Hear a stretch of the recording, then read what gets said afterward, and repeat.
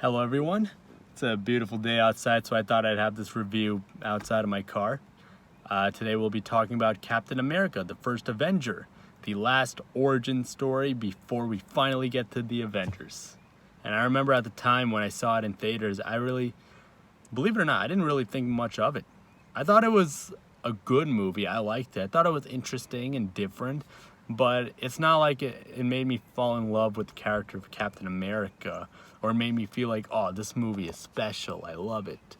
It's just a movie that I enjoyed and just made me even more excited for the Avengers.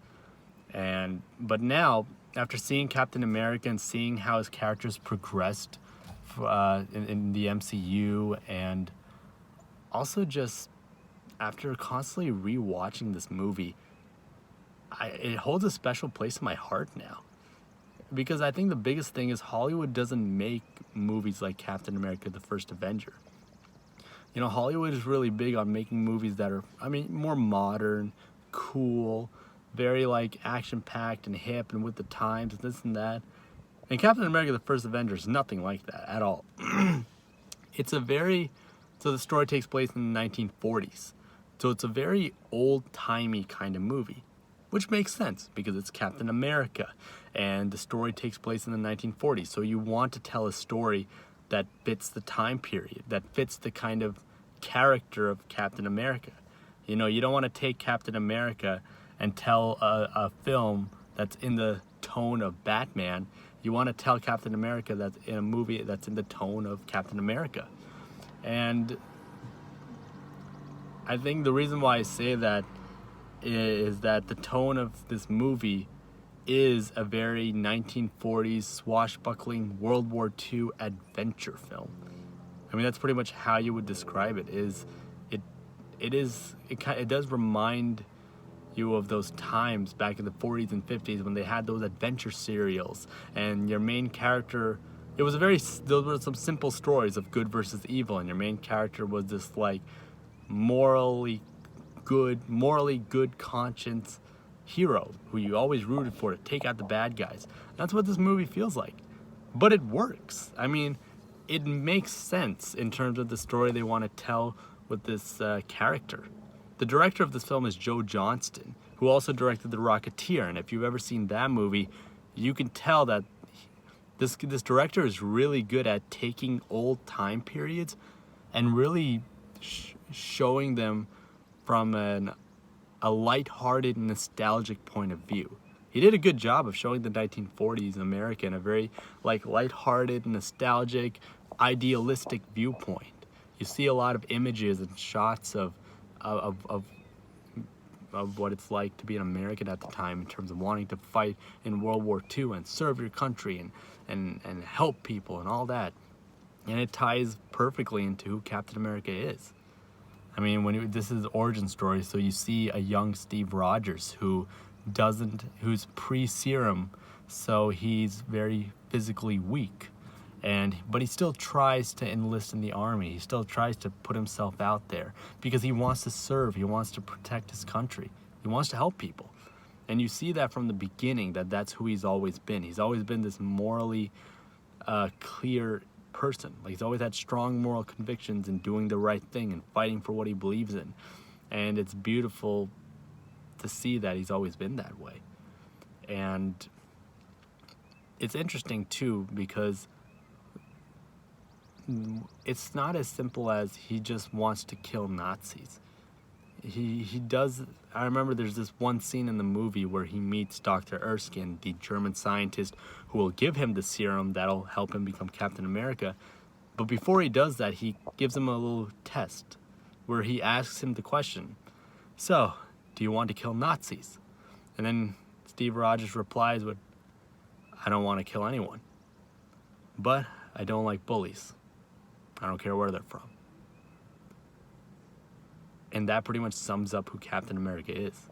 He's not someone who wants to kill people just to fight the bad guys, just to be the hero and save the day. He fights because he doesn't like bullies, and he fights for what he believes in. And that's what makes this character someone to admire. And even throughout the film, you see that. You see I think another beautiful, motivating scene is when he's in military training. He gets accepted in the super soldier program, but he has to go through military training as a pre-serum, as like a weakling. And so you see you see like all the stuff that like the bullying he gets from the other soldiers training with him. You see those just those moments where he's picked on for being the weakling in the military training. But then you also see the positive parts where he's able to use his brain to solve a situation, or he's able to, like, there's one great scene when they basically the general is throwing a grenade to a bunch of soldiers while they're doing jumping jacks, and he yells grenade, so all the other soldiers are basically running away, and Steve Rogers, he's the guy who jumps on that grenade. He's willing to sacrifice himself to save the other soldiers who pretty much bullied him. And it turns out, of course, it was a dummy grenade. It was a fake, but that was the test to see, like, would these soldiers, yes, they're all tough and strong, but would they be willing to risk their lives to save their fellow man? And Steve Rogers was willing to do that, to risk his life to save these other bullies. And it really shows that he has strong conviction for helping others and saving lives. That he's not here to be a soldier because he wants to be tough and he wants to fight bad guys. He does it because he wants to serve his country and help people. And that's what makes this story work and makes this character work. And I think a lot of people forget there's a lot of beautiful character building moments in this story. You know, there's a great scene when Dr. Erskine and Steve Rogers, it's the night before they're about to have their big test. And so they're just sitting across from each other on their beds.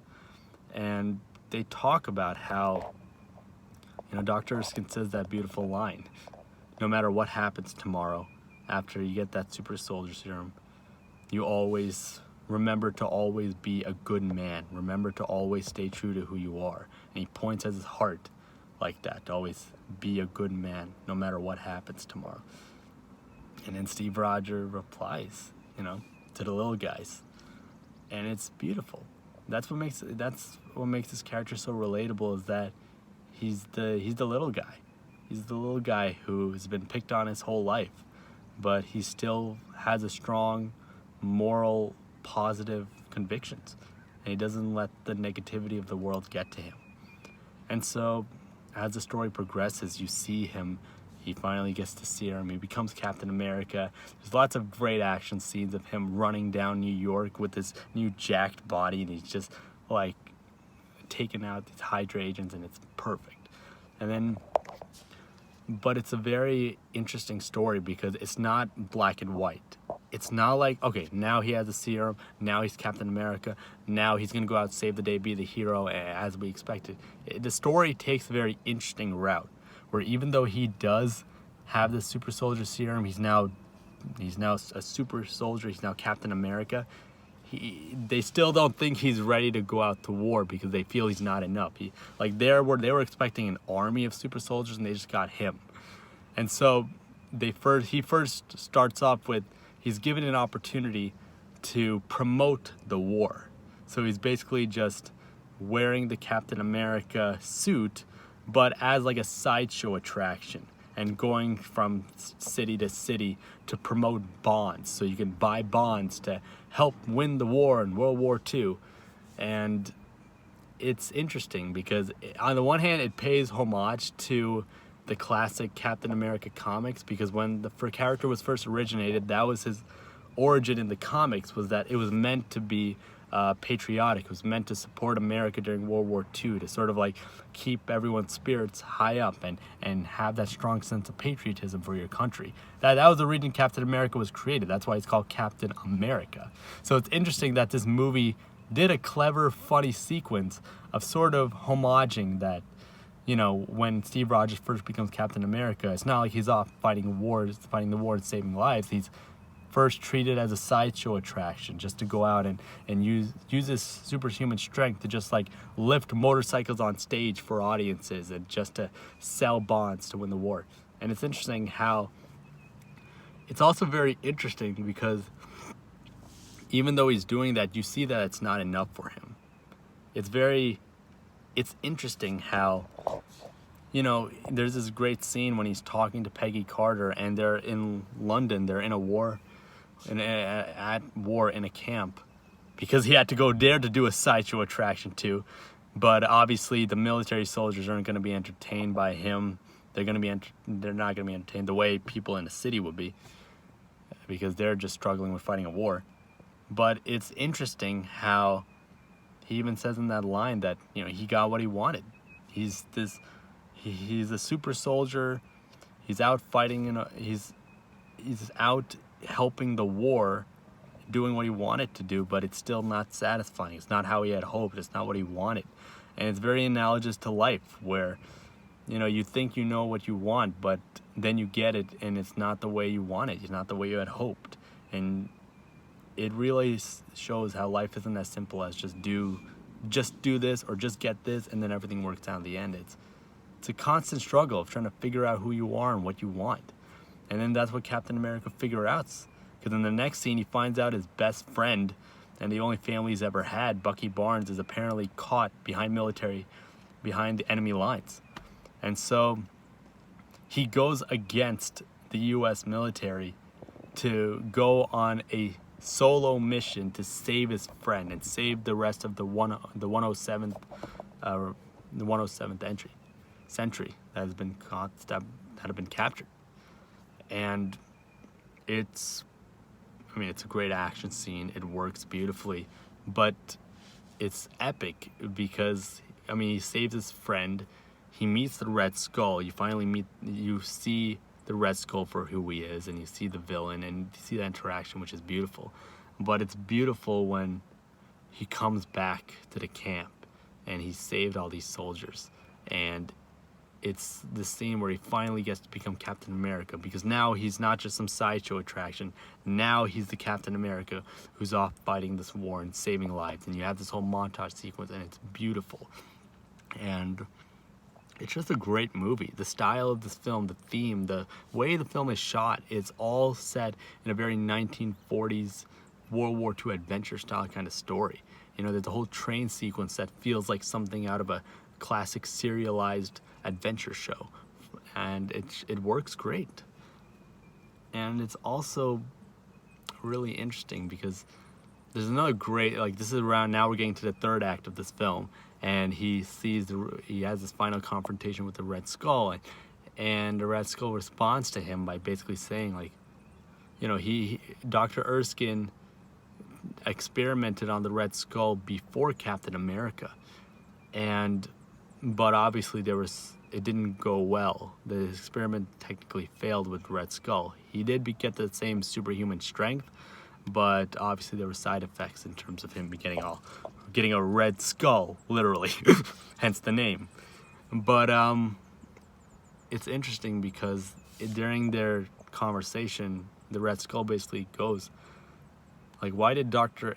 Erskine give it to Steve Rogers? What made Steve Rogers so special? And then Steve Rogers just replies to him by saying, nothing. I'm just a kid from Brooklyn. And it's beautiful. A line like that, a scene like that is motivating. It gives you that idea that you don't need to be special to become a hero. You don't need to be special to be able to achieve your goals and dreams in life. That it is possible to be able to achieve them no matter where you come from. That you can be the little guy who came from nowhere and was picked on your whole life. But if you keep persisting and you never give up, you can be given an opportunity that could help you achieve what you've always wanted in your life. And in that way, it's a very motivational story. And that's why it works. And it is a great film like that. Lots of beautiful action sequences, everything that fits that style. And the ending is heartbreaking. Basically, spoiler alert, if you haven't seen the movie, it's been out for 8 years. If you haven't seen it by now, then you're just not interested in seeing it at this point, which is a shame because you should, because this movie's great. But anyway, the movie ends with him. He defeats the Red Skull, but there's a giant plane that's about to crash into New York. And if he doesn't stop this plane, it will crash into New York. So what he does is he has to put it in the water before it reaches its destination. And it's heartbreaking because while he's doing that, he's communicating with Peggy Carter, who's the love interest in this film, a really great character in her own right. She's actually been able to have her own Marvel show. I believe it's on Hulu, but there's this whole show called Agent Carter, so she's been able to have her own story in that way, which I highly recommend people check out. But anyway, the scene ends with Steve Rogers and Agent Carter. They're basically talking to each other about how, I'm sorry, I'm going to have to take a rain check on our date, so we'll have to reschedule it another time. And how I still can't dance, but I'm going to need you to show me. And then she responds, I'll show you how to dance. You just have to come. And it's heartbreaking. They both clearly know that Captain America is sacrificing his life by bringing that plane to the water. And he's not going to make it. He's not going to make it to the date. But they're just talking to each other in this way as if, like, he will come, even though they both know it's never going to happen. And it's beautiful because that could have easily been corny or cliche. This movie overall could have easily become corny or cliche. But they know how to tell this story, tell a story of Captain America that's not corny. It knows how to embrace the lighthearted nostalgia of the 1940s without being too corny about it. It knows, and the reason why is because it treats its characters with sincerity. It doesn't talk down to the audience. It knows that the audience, it respects that we have to try hard to actually tell a story with these characters. We can't just say Captain America, just say, oh, patriotic, blah, blah. It's not about just being patriotic and fighting for America. It's about fighting for what you believe in, which is something that's a worldly, relatable trait that doesn't need to just apply to America's ideals. And that's why I feel this movie works. And basically, he does crash in the water, and as the story goes, he's frozen for 80 years, and then he gets thawed by S.H.I.E.L.D., and he comes out, and then the ending is, even the ending could have easily been corny and cliche, but they know how to make it a little different and interesting so it feels genuine. Basically, it ends with him waking up in his bed, and everything looks like it's the 1940s. It looks that way, but then he's hearing a baseball game on a radio station, and then he sees a woman come in that 1940s clothing, and then Steve Rogers just goes, where am I? And she's like, you're in a hospital bed in New York. What are you talking about? And then he says, that game. It's from a specific time. He knows that game, that radio is a fake because he was at that baseball game. So it's clearly this is not its time. And then he's like realized, okay, where am I then? And then he just breaks through that room and he sees how it was a fake room. And then he sees S.H.I.E.L.D. And then he runs out in New York City. And this is such good acting. It's just the way you see him just looking around, and it's like he's seeing like New York City in 2011, and the cars and everything. Like, you see the acting, you see that on his face, how just, what the heck is going on here? Where am I? What's going on? And then you see Nick Fury. Nick Fury showing up and just saying, he just. That's what I love about this movie. And I love about Nick Fury. He doesn't even he just tells him, he just tells him, like, Captain America, you've been asleep for nearly 80 years. And then he's like, you gonna be okay? And this is what I love about Captain America. His response to that is, yeah, it's just, I had a date. And that's what makes this movie work. It's like, even with something as traumatic as that is what Captain America goes through. I'm sure he's going through some initial shock, and it just hasn't really sunk in yet that he's in a different time period altogether. But it's just that idea that he still cares about Peggy Carter, that he still cares about her, even after everything that just happened to him.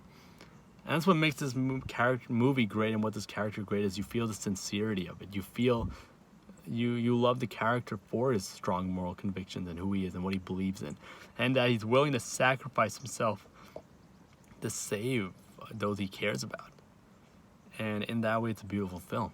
And I think a lot of people should check it out for sure. And I hope this movie is remembered as a classic. And I hope Hollywood makes more films like this. I hope that director Joe Johnston gets more work, because this is a great movie. I want him to do more like nostalgic, lighthearted films like this, that are nostalgic, idealistic films that take place in different time periods. I think it'd be perfect for that. So that's my review of Captain America: The First Avenger. I think you should definitely check it out. Take care.